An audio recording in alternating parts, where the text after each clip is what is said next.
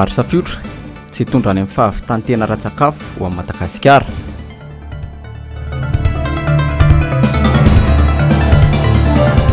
Viditsoliky atao amin'izay tiany hitondrana azy amin'ny malagasy.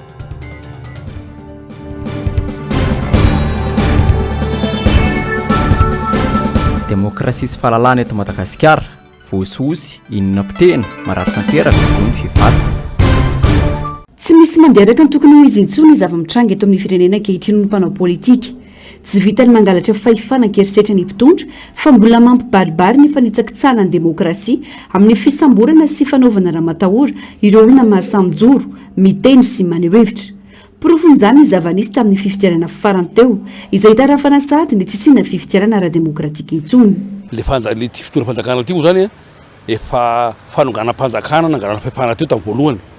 Dia tamin'ny tendre mandeha ty indray izy sy tamin'ny lalana koditany nataony fa tamin'ny lalana fangalana fahefana ankerisetra tany amin'le tompon'ny fahefana dia ny vahoaka. Zany hoe nalany ankeriny tamin'ny alalan'ny tribunal administratif le fahefana vahoaka. Nalany ankeriny tany amin'ny alalan'ny CNI le fahefana vahoaka. Zany hoe be dia be zany ny olona nitaraina le vahoaka zany nandray anjara tamin'ny fividana izy nanany olona mividiana izy zao rehefa avy eo vadika dravatrava dia tsy lany izy. Tsy lany ndray le olona lany tao am-pelantanany dia zavatra zany manambara fa miaina amin'ny jado tsika zatsika miteny zany hoe miaina amina jadony zany zao firenena satria efa tsisy ny demokrasia fa ny olona tsy maintsy hisy fomba ihany azahoan'ny olona manohitra an'izao fomba zavatra mitranga zao zany hoe ny olona tsy avelanao hiteny zavatra efa nataon'ny fanjakana ty ho nanomboka tany amin'ny fividana président république teo hoe fahasahena nanambotra any député, fahasahena nanambotra mpanao gazety, fahasahena manambotra syndicaliste, fahasahena manambotra politika. Reny nefa nahitana hoe efa makany amin'ny jadonytsika hitanao zavatra ataon'ny olona fa ny olona dia tsy anaiky zany mihitsy hoe ho terena fotsiny ny olona hoe hiditra trano arahana mpitandro filaminana zavatra ho resahana. Tsy anaiky ny olona hoe isaky ny resaka izy na hiteny dia horona paty horona agadrana fa ny olona dia tsy maintsy hipota ny olona hanao valibotana amin'ny zavatra mety hitranga ny firenena ty.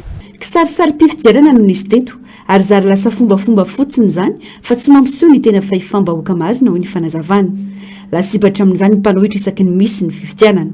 Maneho izany fa tsy azo antena intsony sina fifidianana manderaka ny tokony izy eto Madagasikara. Tsisy ihany koa ny fifandimbiasa amin'ny pahefana ara-demokratika. Sarisary-pifidianana atao eto.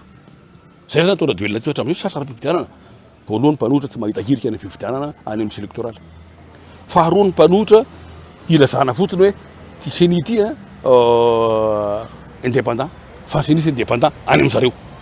Fahatelo nampiasa ireo fitaovana rehetra ny fanjakana ohatra hoe ireo mpitondra fanjakana isatokazany any amin'ny faritra nanao herisetra manao pression amin'ireo vahoaka any amin'ny faritra hividiny candidat. Dika zay zany tsisy vidana mandeha tokony isony tsy sarisary-pifidianana natao teto zany ilazana amin'ny communauté régionale hoe misy vidanana teto zay mihitsy fa tsisy vidana mandeha teto Madagasikara teto ka ho amin'izany zany tsy eritreretana intsony misy fifidianana eto Madagasikara zavatra mitranga zao raha tsy hoe mipoitra tsika malagasy asika tsy manaiky azo intsony ny olona. Porofony tsy fahaiza mitantana ny zava-misy aina ny malagasy ankehitriny manjaka ny gabraraka sy ny kolikoly ary ny fanaparam-pahefana. Samy mihaino eny fotsiny anefa ny olo-pirenena mahalony zany satria tsy takona feniny intsony ka tokony atsapa-tena ny rehetra. Ary ny olona mitaraina ny olona vokatry ny fitondrana rasi-tatana, vokatry ny gabraraka ataon'ny fanjakana zao sy ny kolikoly izay iaina ny firenena ty atsika miteny zao. Dia ny voka malagasy misaka ny vokan'izay tsika miteny zao. Dia ny olona zany tsika miteny zao sambo mihainoheno fotsiny hoe ino ny zavatra hitranga raha-pitso raha fotsiny everilao ny gasy tsika miteny zao. Ino zavatra hitranga raha-pitso zay fa ao anatin'izao zavatra mitranga zao dia ny olo-pirenena manontolo samy mahatsapa fa tsy hitsondro fanjakana zao fa sisa mitazona zao hoe botsisy maramila sisa mitazona an'izao. Fa raha hoe nyzao fanjakana zao tsy zavatra mitazona an'izao tony afa-tsy nitafitra. Araka izany manana didisa ndraikitra ny olo-pirenena andray anjara feo no mirana amin'ny pirenena fa tsy taza-potsiny ka mely izany eo am-pelantanany ny mpanao politika matoa pahefana azy. Mimitra tanteraka ny demokrasia manoloana ny fanampenam-bava ankolaka ny malagasy. Tsy mifanaraka amin'ny fahafanohitra amin'ny irairay ny mpitondra ny zavamisy ka manosiosy ny fahalalan'ny olo-pirenena maneho hevitra ho ny fiarahamon'ny pirenena fivato androany. Didim-panjakana ny fahalalany andro mifanohitra amin'ny voalazana lam-panorenana no mbola ampiarina eto Madagasikara ankehitriny ho ny fivato manoloana ny filazany teo anivon'ny prefecture fa mila fahazon-dalana na hivorana anaty efitrano azany mpanao politika.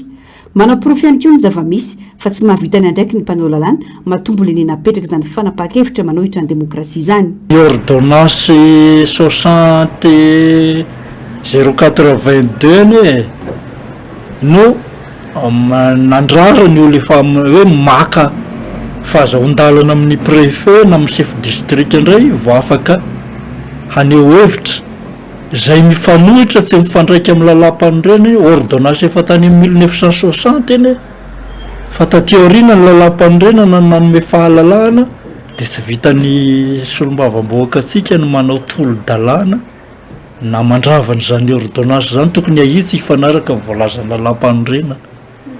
Zay no itenenana hoe mbenimbeny hoe le androm-panjakana mpanao lalàna mihitsy any tsy mahavitany andraikiny dia tonga ny fotoana zao mifototra amin'ny izy te haneo hevitra ihany lasa tsy afaka. Izy ary ny mpanao lalàna indray hiandro projet de loi avy any amin'ny gouvernement avy anao an'izany fa tsy maintsy tolo-dalàna avy amin'ny solombavam-bahoaka no afaka manova ny ordonnance io. Zay azo atao tsara no manova azy ka zay zany manaitra an'ireo tompon'andraikitra mpanao lalàna reo na amin'ny teny meram-pirenena na amin'ny teny meran-doolona mba hiditra amin'ny fanotsiana ny lalàna mba hifanaraka amin'le voalazan'ny lalam-panorenana. Zay vao atao hoe misy ny antoka ny ampisain'ny tena demokrasia marina eto amin'ny firenena. Tsy vitan'izany fa mbola tokony ho anatrehany solotena ny préfet sy ny distrika ny fivoriana atao rehetra, fanagejana vahoaka ny zava-misy ary lalana makany amin'ny jadony. Mizotra amin'ny lalan-diso ny fitondrana mametraka izany ary tsy hitondra fampandrosoana velively raha mbola izao. Zay miangavy ambany hoe alalàna ny fanehoan-kevitra eto amin'ny firenena fa tsy ho misy no ampandroso zany tsy ny fanagezana vahoaka ohatran'izao. Ka raha terenao sy haneho hevitra reo dia mieritreritra fa mety foana ny ataon'ny fitondrana ary ny mpanoana ny fitondrana koa reto mitoraka voninkazo foana isaky ny misy zavatra tsy mety dia manana andraikitra koa ny faharendren'ny firenena reny olona reny ka tokony mba ho tonga saina amin'le hevitra voaka fa tsy ny fanasoasoana ny fitondrana foana ny mampandroso eto fa apetraka ny tsikera. Zany no tena foto-kevitra demokratika, zany miteraka fampandrosoana eto anivona firenena. Tokony atao mazava ny resaka na iainana na tsy iainana ny demokrasia eto Madagasikara hoy ny fanamafisana. Tsy ho voatazona ihany koa ny vahoaka raha piretina lava ka tokony hatonga saina ny mpitondra. Ho atao ve ty demokrasia ty sa tsy ho atao? Sa hiverina any amin'ny jadona ve sika tokony atao hazava tsara ny resaka. Rehefa hiverina amin'ny jadona ovay ny lalam-panorenana dia mazava ny resaka. Fa tsy tokony hoe fanohitra amin'ny voalazan'ny lalam-panorenana ny fepetra raisiny ireo tompon'andraiki-mpanjakana aty anivony hoe préfecture na any amin'ny district isan-karazany any. Ka efa raha mahita ohatran'ny tafika andrefa tanàna fa miapotika ny demokrasia eto Madagasikara. Rehefa ny demokrasia ny potika io moa misy manany ihany hoe demokrasia zany ny fomba ny tandrefana zany voajanahary ny demokrasia voambolana no amin'ny tandrefana fa ny gasy dia efa demokraty hatramin'izay hoe ny savazavana ny ravy ny ahitana ny fotony ny alina mitondra fisaina na ny hevitry ny maro mahatakadavitra demokraty eny zany. Ny hevitry ny visy manodidina ny fatana tsy lasa lavitra. Zay ny ilaina n'le fanehoan-kevitra sy le fivoriana andinihana no avin'le firenena zany nefa indray ny voelingelona dia zay dia mahita hoe tena misy ny ambana zany amin'izany resaka demokrasia resatsika zany. Izy fitraikany goavana tsy ampozina eto amin'ny firenena ny tsy fanomezana sehatra ny olo-pirenena ny hevitra eo ny fanehoan-kevitra. Tsy mety amin'ny firenena malagasy izay mandalina ny lamina demokratika ny fampisamborana sy ny tsy famelana ny olona ny hevitra sy vory toy izao. Mafy ny fiainana, resaky ny olo-pirenena eny amin'ny fiarahamonina rehetra eny, tsy misy tsy mikilay, hita baribary ny fahantrana miatra malagasy. No mafisiny ireo ray aman-dreny ara-panahy zany, nilazan'izy ireo fa latsaka ny katerena ny firenena. Tsy mendrika ny vahoaka malagasy ny zava-misy ankehitriny, hoy ny mpanao politika Mbs Alarobia hevitra mahakasika ny zava-misy eto amin'ny firenena, kanefa dia firenena manana rena voajanahary tsy hita pesipesenina i Madagasikara. Latsaka ankaterena ny firenena. Rehefa latsaka anatin'ny ankaterena i Madagasikara, izay firenena malagasy dia tsy misy olo hafa andrafantsika afa-tsy isika ihany. Zany hoe ny olany malagasy dia vahany ny malagasy amin'ny ampahany be indrindra fa lay ilantsika ny olona dia izay manaja sy mampiatra le hoe tsika tsy afaka miolona anatina fireneka manakakom-baravarana fa tsy maintsy misokatra zay ihany ny fanampiana tokony andratany gasy ary ajain'ny gasy ny isian'izay fiaraha-miasa amin'ny fireneka hafa zay fa ny amahaolana de atsika malagasy ino ny fitaovana hoentintsika mahana ny olana ny fitaovana hoentintsika amahana ny olana voalohany aloha dia ny fahatsapantsika araka nambarako teo voalohany fa hoe latsika ankatireny ny firenena de samy mandray andraikitra isika amin'ny alalan'lay ananantsika inona ananantsika zao ny ananantsika de ireo lalàna zay mampientana rehetrarehetra ao anatin'ny fanajana lalàna ny ananantsika ihany koa ireo arena ankibony tany arena amboniny tany arena agnaty ranomasina ny anodinan'io ho tombony miatra ziskana amin'ny vilanin'ny vahoaka malagasy ny ananantsika ihany koa olombelona tanora mahatsara tena tokony andrea adidy ny fanandrify aminy ary tena hipetraka ao anatin'izany hoe tompony firenena zany hoe olona mahatsapa fa anazy Madagasikara. Raha tiana ny ala anatin'izao fantrana lalina izao, ny rehetra no mila mandray andraikitra, mamondrina ny hery, mikandohana votana ny firenena. Voalohany amin'izany ny mpitondra fanjakana izay mila manova rafitra sy mamerina ny fitokisan'ny vahoaka aminy raha ny fanazavana hatrany. Classement misy Madagasikara io de amin'ny secteur rehetrarehetra.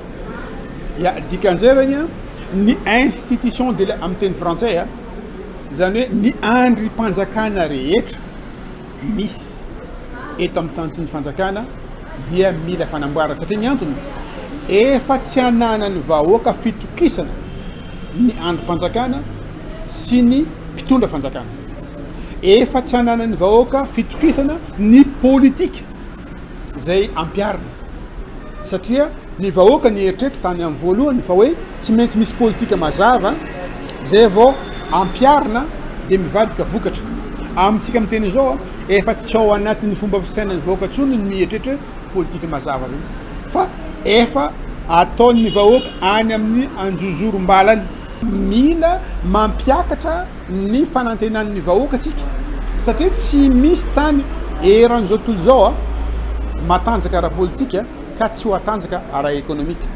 Nanamafy ity mpanao politika ity fa tsy vahaolana ny ady an-trano sy ny fanaovana politika maloto toy ny zava-misy ankehitriny. Politika mazava, arahinasa ary politika manasoa vahoaka sy mitodika ny amin'ny tombotsoa iombonana hatrany no tokony masoana raha tiana tokoa ny hampandroso ity firenentsika ity izay sokajin'ny banky iray isam-pirenena ho mahantra indrindra maneran-tany. Delegasiona manokana no mitantana ny commune Antsiranana voalohany.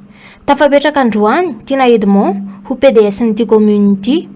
Raha nivoaka mpifidianana tamin'ny fifidianana ben'ny tanàna farany teo nefa dia nandresy tamin'ny salanisa 520 faingo 1,7% ny candidat Vaovao Jean-Luc Désiré nirotsaka tamin'ny anarany tsy miankina. Nanaraka azy teo Ismaël Franck Max Sahel avy amin'ny Irmar 2,7,7% ary Koringa Stéphane tsy miankina ihany koa 2,7,10% araka ny vokatra vonjy-maikana voakan'ny CENI ary namafisy ny tribonaly miady amin'ny fanjakana na ny TAF. Manana raharaham-pirenena i Vaovao Jean-Luc Désiré izay mbola tsy nahazoana didy raikitra satria nampiakatra ho fandravana izany ny tenany. Hatreto nefa tsy hita izay misy ity candidat tsy miankina lany ben'ny tanàna ity ka izao nanendrena ny Tina Edmond ho ben'ny tanàna mpisolo toerana izao. Raha lalàna mifehy ny vondromahoaka paritra 420 tsipika 220 nefa ao amin'ny andinin'ny faha 13 dia manala tena vetrany ny ben'ny tanàna raha tsy hita ao anatin'ny enim-bolana. Raha tsy maintsy soloina izy dia tsy maintsy atao ao anatin'ny 20 andro ny fifidiana ben'ny tanàna ary tsy mahazo mirotsaka ho fidiana ho PDS misolo toerana vonjy-maika. Commune 12 moa no nididin'ny tribunal TAF amerina ny fifidiana ben'ny tanàna ka andrasana ny tety andro avy amin'ny CENI.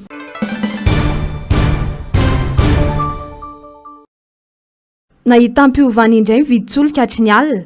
Ny aina ho 530 ariary ny lasantsy sans plombe, raha 730 ariary zany teo aloha.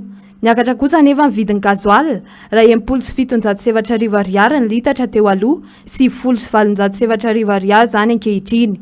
Zany hoe nanatombo 300 ariary, raha nampidinina 200 ariary ny 27 janoary lasa teo. Ankoatra ny gazoil dia niakatra koa ny litatra ny solika fandrehatra, izay vidina 304 ariary nanomboka alina, raha toka 307 ariary teo aloha. Izany hoe 200 ariary koa ny fisondrotany.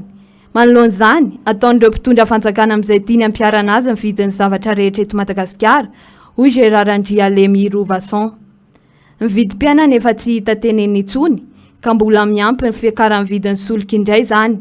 Raha fanazavana, dia ny fanjakana ihany mametra ny vidin'ny solika, ka rehefa tiany ampidinina dia ampidinina, rehefa tiany ampiakarina dia ampiakarina izany. Fa tsy manaraka ny atao hoe prix de référence automasina intsony. Ny vidin'ny solika eto amintsika dia miankina amin'ny sandam-bolasika malagasy ny devise zany sy ny vidin'ny solika iraisam-pirenena. Miankina amin'izay ilay izy. Dia ina nanaovana ny prix de référence tonga ho tomasina. Tonga ho tomasina zany samy manana prix de référence daholo ny gazoil, ny lasance sy ny pétrole lampant. Dia ny fameana ny vidy ato anatina dia resaka politika sika ato anatiny ihany. Fa sy miankina amin'ny vidin'izay. Dia manapitra kevitra ny fazakana hoe ampidinina kely ny vidin'ny gazoil dia ampiakariko ny vidin'ny lasance dia sitrapony zay fanapahan-kevitra politika zay fa sy miankina amin'ny prix de référence any an-tomasina sony. Da raha sy mitovy izy androany fanapahan-kevitra politika ato anatiny fosiny eo fa sy miankina amin'ny prix de référence arrivé au port de Tamatave. Tsy mividy-tsolika ihany anefa no olana vahoaka malagasy amin'ny resaka toe-karena amin'izao fotoana izao, fa eo ny ahitany sy ny maro hafa. Ny vidin'ny solika ihany zany no mametra ny fiainan'ny vahoaka malagasy. Raisinao zao ny anana. Ny anana sy ny légume na ny salady sy dia miankina marina fa miakatra ny vidin'ny solika dia mana ohatra ny mpivarotra mampiakatra an'izy zany. Fa ny tena mampiakatra ny vidin'ny salady sy ny karazany zao ny ahitany. Tsisy ny légume dia miakatra ho azy ny vidiny. Tsy misy vahaolana intsony ny fampidinana ny vidin'ny solika araka ny tokony ho izy, satria fanapahan-kevitra politika anatiny eto ny resaka raha ny fanazavana. Tsy ahivina fa indroa izany. Tato anatin'ny 12 andro no niova ny vidin'ny solika, ny 12 janoary nampidinina 200 ariary ny gazoil sy ny lasantsy, androany 10 febroary nakarina 300 ariary ny gazoil, 200 ariary ny solitany ary nampidinina 200 ny lasantsy. Fanambogoavana nambatra ny mpitondra ombeniombeny ny fahavitantena ra-tsakafo. Isan'ny antony nanaovany fanjakana malagasy fifanarahana tamin'ny zareo sinoa ny amin'ny fanafarana ny vary hybride na ny vary safiotra. Voalaza fa antony anaparitahana ny ambioka ny vary safiotra ny fahabetsahany vokatra izay mahatratra amin'ny 10 taona isaky ny hektara. Tsara nefa ny manamarika araky ny voalaza ny manam-pahaizana momba ny fambolena fa vao maika hiteraka voka-dratsy ho an'ny tantsaha ny fambolena ity karazam-bary ity. Tsy vitany hoe zezika simika no ampiasaina aminy izay manimba ny tany fa mamono ny vary malagasy ihany koa ny fampiroborobona ny karazam-bary safiotra izay hiteraka fa tsy antoka ho an'ny tantsaha ny orina. Tena misy fiatraikany mihitsiny. Voalohany aloha tsara ho marihana raha natao izy hoe vary safiotra na hoe vary hybride dia nisy fikarohana zany hoe atao izay ampisy le vokatra aingana. Ohatra hoe zay moa tenenina hoe 7 ka 30 taona ao anatin'ny hektara no mety ho vitan'le izy. Dia nefa izao le anankiray ary zay ny tsy maharesy lahatra ny tantsaha loatra amin'ny ankapobeny. Raha mividy an'le ambioka amin'ity taona ity dia entiny zany amokarana. Iny tsy maintsy miaraka amin'le zezika. Zezika ino MPK zezika simika zany tiako lazainy 30 kg à l'hectare nefa mitovy ihany amin'ny raha vokatra hafa le izy. Vita iny tsy azo akana masom-boly iny ambolena indray manaraka fa tsy maintsy misy mividy vaovao indray. Lasa matsatso na lasa manta moa zany raha ohatra hoe zezika MPK fotsiny no atao fa ny tantsaha amin'ny ankapobeny zatra hoe mampiasa zezika MPK izy fa inona koa nataony tsy maintsy ampidirina ihany ny compost na zezipahatra tsy ampidiriny foany reny mba tsy hahafaty an'le tany ary efa zatra an'izay ny tatsaha amin'ny akapobeany. Raha fahavitantena ra-tsakafo no tanjon'ny fanjakana, ireo mpisehatra amin'ny fambolena sy ireo mahakasika izany no mila tohanana ho iatrany ny fanazavana.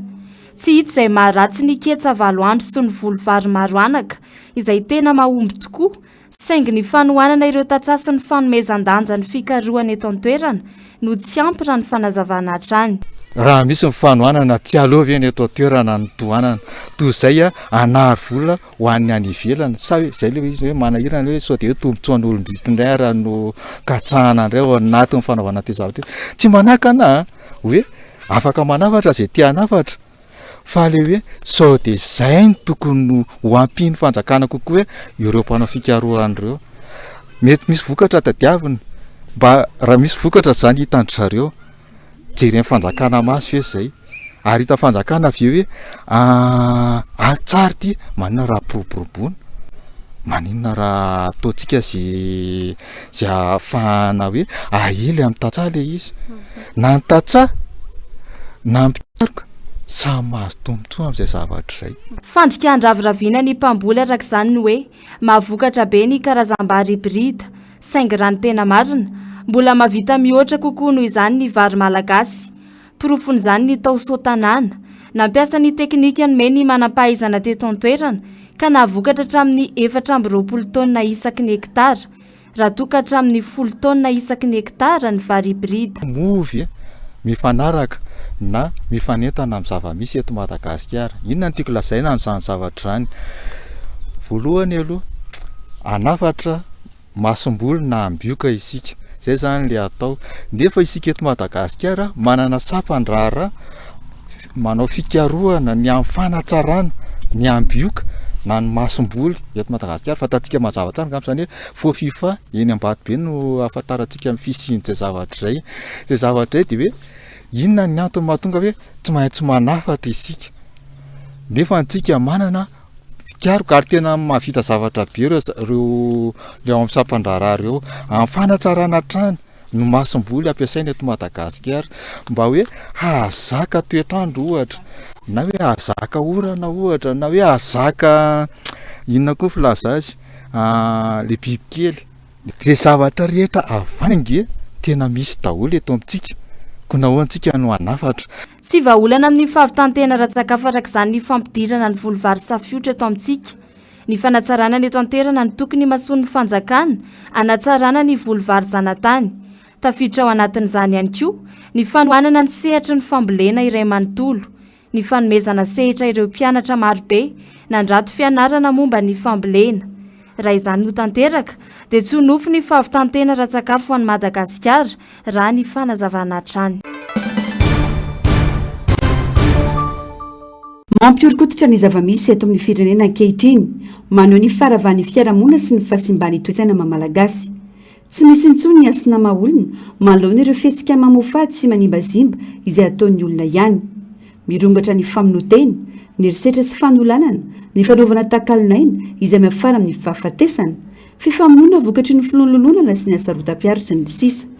Eny hatramin'ireo falasakorazana aza mbola niny sasany tsy ny aviny. Tranga voatselak'olo marimaraina to amin'ny fokotany ampasimborondava, fasana valo no indray nisy namaky. Niova fomba fanao ireo olon-dratsy ka tsy nitolana nalan'izy ireo fa nivoamasona ireo razana. Tranga izay hitarafana ny faravan'ny fiarahamonina zany no ny antony samihafa ho ny mpandinika fiarahamonina. Ny fisian'ny asa ratsy izay efa iraisam-pirenena satria misy tambajotrana olona mpanao ratsy iraisam-pirenena zay misy fiantraikany aty amintsika satria reny olona ireny mijery izay azony hanaovana azy. Ny fisian'ny fiovan'ny fomba fisainana sy ny fieritreretina izay lasa mampanjaka ny mahaiza ny singan'olona, singatsinganana sy ny fiolonolonana individualisme izay nandravarava sy namotipotika mihitsy le fiarahamonitsika izay niorina tao anatina somary fiombonana dia izany rehetrarehetra zany sy ny indrindrandrindra fa ny fanjakan'ny resaka hoe ara-materialy ny vola indrindrandrindra dia lasa rehefa ny vola zany no lasa sotoavina ambony indrindra dia ny fomba rehetrarehetra tongavana amin'izay hoe vola zay satria ny antsonina ny sotoavana dia tratrary ny olombelona dia maro ny resy lahatra fa io ihany no tena ety mandrefa ny antsona hoe fiainana fahasambarana na ohatrohatran'izany dia nanaovanova-poana ara dia misy manao an'izany tsy vita antsoratra fotsiny ny fandrindram-piaramonina toy ny fametrahana lalàna fa mitaky fahasahiana goavana hanapa-kevitra manoloana ny zavamisy mitaky tena fahasahiana goavana no miatrika an'izany zavatra izany le lazaintsika hoe fandrindram-piaramonina zany no andikana mety afaka andikako n'le ntsony hoe politique publique dia raha vao tsy manana fandrindram-piaramonina tena mahasehatra an'izany sy resy lahatra fa satria misy olona mambomboatra stratégie fa izy tena ny ara tsy resy lahatra fa tokony ataontsika aloha tena manamboatra an'izay fandrindram-piaramonina zay ny tsy fantatra fotsiny hoe avaiza no iainga le izy zay moa fiteniko foana avaiza no iainga le izy fa tokony efa atrehantsika hoe mampatahotra zany le zavatra mitranga rehetrarehetra zany mampiorokoditra dia tsy mahatafandromanitra ary raha vao zany no mitranga dia izy fetrikany be deaibe zany amin'ny fiarahamonitsika iray manontolo mila matsapa tompona ndraikitra ny rehetra fa tsy vitany sehoseho fotsiny zany tsy misy afa-tsy ny fakakevitra mainginy fotony ny fandaminana ny fiarahamonina malohana ireo toe-javatra maro miseho solution fahagagana miracle fa miainga avy any amin'ny olona satria aza tia fa olombelolato ihany le manao ny zavatra io dia tokony isaky ny olana atria amin'ny firenena zany dia tokony misy fakana hevitra ifotony aingana fa tsy le mitarazoka be na hoe akana selfie tsy akana selfie fa tena hijerevana dia mety hipetraka amin'ny fanontaniana fa ngasany tsy vitany député dia ozy hoe manahirana mieritreritra satria haitsika ihany ny olana zany amin'le resaka fisolohan-tena eto Madagasikara fa ny fijeriko anazy tena averina ny fotony ny resaka isaky ny olana dia diniana any aza nge tokony misy rafitra efa fifandiniana an'izany manangatsika aloha hoe rafitra ifotony fakakevitra dia hevitra inakay ny raisiny hevitra momba an'le trangana vakifasana ve sa zavatra maniditsidina fijeriko anazy tsy mitehaka aminany le ady hevitra any amin'le fotony ihany fa ohatra ny zavatra nofinofy zavatra misamboara varakely zava-dehibe ary tokony atao vaindoha andrarana ny fifampiresahany eo amin'ny samym-piaramonina mila fanabeazana tsara fototra ihany koa ny fampanjariana izany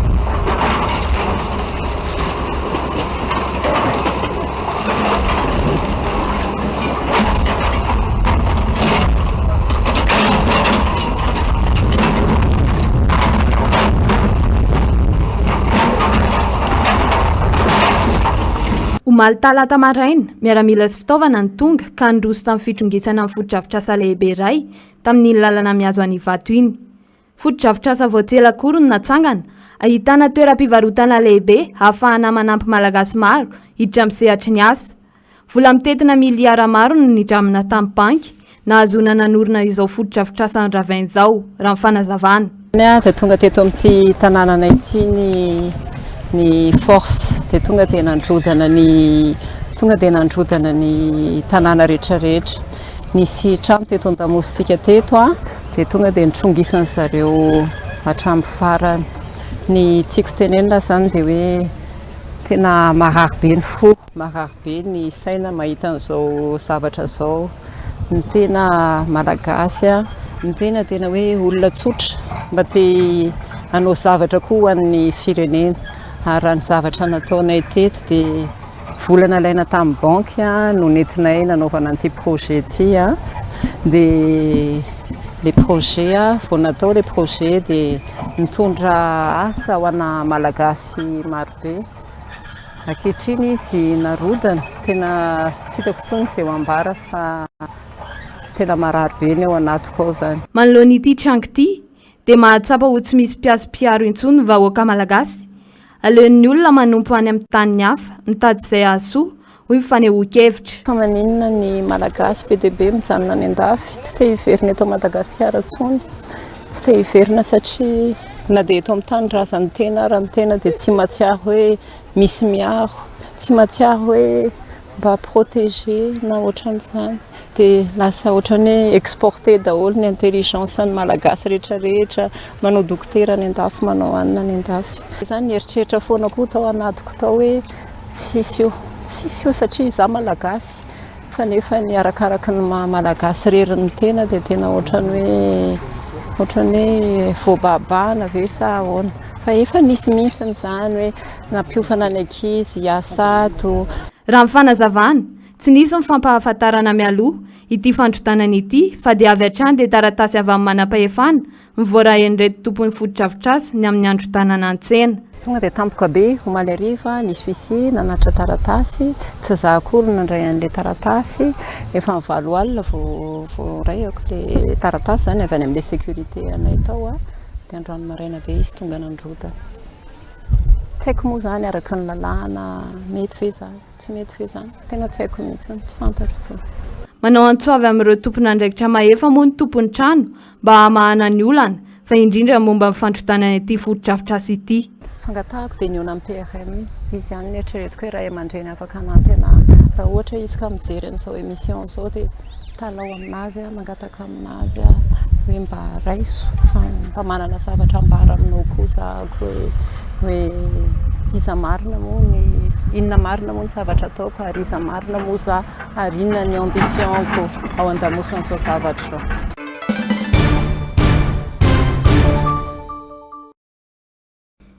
Miaina tsikelikely ny erin'ilay rivo-doza fahida nampitondra fahavoazana ao amin'ny faritra tsirairay indrindra ny tany Antsinanana. Na miaina aza ny heriny nampitandrina trano momba ny fiantrikana sy ny fanohizana ny asany an-dranomasina ny birao misahana ny loza voajanahary na ny BNGRC.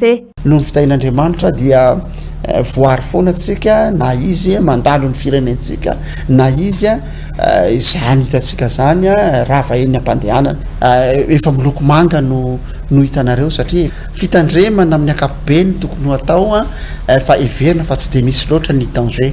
Mbola hitony rotsakorana voakasika izany ny eto Antananarivo. Raha fantatra dia tsy nisy ny ainana fosina ratra fa ny nafindra toeram-ponenana nibetsaka no fisiany trano tibidrano tamin'ny fiatrana ity loza voajanahary ity. Ny everina moa zany fa hoe izay andro ratsy dia hitondra orana ao anatiny izay tany nalovany ary mety voakasika izany ny eto Antananarivo. Soratsika Andriamanitra fa amin'ny ankapobeny tsy nisy ny ainana fohy, tsy misy ny olona atao hoe tsy hitapopoka, tsy misy koa ny naratra fa nisy ny olona tsy maintsy nafindra toerana nanodidina teo amin'ny 250 tokantrano atreto aloha amin'izao ora itenenantsika izao na koa 300 isa olona. Trano iray izay faramasika lolo na angatra maneran-tany Amityville House any États-Unis misy azy ity ary olona 7 ny fantatra fa mataona tsy finoana sy ny fitiavana te izany. Tamin'ny taona 1970 no nisy mipetraka farany tao amin'ity trano ity. Noho ny laza ratsiny dia tsy misy masamipetraka sy mona intsony ao na dia teo manodidina na zaka voatery ny findramona no fahitana tranga fafa matetika. Nijery fotony tena zava-misy moa ireo manam-pahaizana sy ireo mpikaroka ka ny haiko fa tena tsy azo sangina ity toerana ity. I Bargy Elo ny teratany Alemaina no maty farany ny taona 2024 rehefa mamy ny zava-mahadomelona ka nanao anditra niditra tsy amin'ny tahotra ka tsy ampora iray dia vata mangatsika no hita tao amin'ny efitrano fidiovana. Vehivavy iray nandany ny arenany tapitrisa maro mba hitoviany endrika amin'ny Angelina Jolie indrisa nefa fa tsy nety tafavoaka izany. Fasana iray eto Madagasikara no ahitana ireny jiro mandeha amin'ny alalan'ny herin'ny masoandro sy ireny antenne samihafa ireny ihany koa. Tany Chicago, États-Unis no niseho ny tantara. Rehefa niara-ny famonoana nataon'ity sakaizany ity vehivavy antsoina hoe Miracle ity dia namoaka publication tao amin'ny tambajotra serasera. Ny endriny ravarava sy potika no voninahzo azy no navoakany. Nahiditra hopitaly izy ka nalefa ny vantana tao anaty tambajotra serasera. Niparitaka be ilay sary. Betsaka no tohina sy nalahelo ka nanampy sy nanome vola azy mba hitsabony tena. Nananatra azy daholo ny olona mba tsy hiverenany intsony miaraka amin'ilay olontiany. Akora nefa ny agagan'ny olona fa niveriny niaraka indray izy ireo. Ny vola nomen'ny olona azo fanampiana no nentina moana ilay olo tia ny mpamono azy tany Apoja. Taorian'ny faharavan'i Gaza nandritry ny ady nanambarany filoha Amerikanina Donald Trump fa ho raisina tanana ny fanarenana sy ny fitantanana ny Gaza. Nandritry ny fiaonany tamin'ny mpanao gazety teo anatrehan'ny Praiministra Israeliana no nilazany izany. Hanavao sy anarina ny simba ao Gaza ny Amerika hoy ny fanazavany ary io tetikasa io no ameriny indray ny fahamarinany toeran'io faritra io. Ho tompon'ny Gaza izany isika ary ho tompona andraikitra amin'ny fandravana ireo bomba mampidi-doza rehetra izay tsy nipoaka. No mafisiny Donald Trump fa nanaiky ny hitantanan'ny Etazonia ny Gaza avokoa ireo izay nifandraisany rehetra. Hitondra fampandrosoana sy amorona asa ho an'ny mponina ao toerana ihany koa izy. Niteraka resabe anefa ny filajan'ny Donald Trump ary manohitra izany ny akamaroan'ireo firenena toa amin'ny Palestina, Frantsa, Alemana, ny firenena mikambana sy ny komisaria ambony misahana ny zon'olombelona izay samy nanasokajy fa tsy ara-dalàna ary tsy manaja ny zon'olombelona. Vinavinam-bava fotsiny ihany ny an'ny filoha Amerikanina hoy ny faneho-kevitra. Hatreto mbola tsy nilaza ny tetikady sy ny fahefana ananany ahafahany mitondra sy mitantana ny Gaza mandritra ny fotoana maharitra ny tenany. Tsy voasoratra ao anatin'ny lalàna iraisam-pirenena ny fahazon'ny Etazonia mitantana ny Gaza mandritra ny fotoana maharitra. Raha ny fifanarahana Oslo no siniavin'ny taona 1770 ao anatin'ny faritan'ny Palestina i Gaza ary amasiny ny fe azy nanomboka ny taona 1700. Tsy niandry ela i Donald Trump fa nandefa miaramila Amerikanina any an-toerana ho fanatanterahana ny tetikasany. Terena ialao amin'ny taniny ny gazoui mandra-panarenana ny taniny raha ny vaovao. Ho voakasika ity tetikasa ity ireo firenena piray vodin-rindrina amin'ny Gaza toa ny Egypte sy Jordanie. Fa nitsakitsahana ny lalàna iraisam-pirenena ny fanesorana ireo vahoaka ireo amin'ny taniny raha ny lalàna no jerena. Ny fiorotsahan'ny Washington antsehatra amin'ity adiny Gaza dia manohitra tanteraka amin'ny politika nisy tao an-toerana amam-polo taona ny siny. Betsaka ny tsikera io tetikasa fanarenana ny Gaza io ao anatin'izany ireo mpiaradia amin'ny Washington.